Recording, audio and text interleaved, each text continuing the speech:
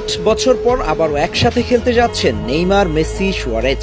বার্সেলোনার সেই MSN ত্রয়ীকে এবার একই দলে নিয়ে আসতে যাচ্ছে আমেরিকান ক্লাব ইন্টার মায়ামি। গুঞ্জন চলছে জোরে সোরেই, যদি তাই হয় তাহলে সারা বিশ্ব আবার হয়তো দেখবে ফুটবল বিশ্বের ইতিহাসের সবচেয়ে ভয়ঙ্কর ত্রয়ীকে।